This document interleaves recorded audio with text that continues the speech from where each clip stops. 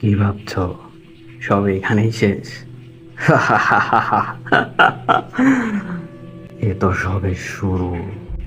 জিন আর অজানা কণ্ঠ তোমাদেরকে বিভ্রান্তির পথে রেখেছিল, কিন্তু তোমরা তো জানো না সেটা কার আদেশে। আমি সেই ব্যক্তি, তবে আমাকে খুঁজে পেতে তোমাদের আরো 5 বছর লাগবে।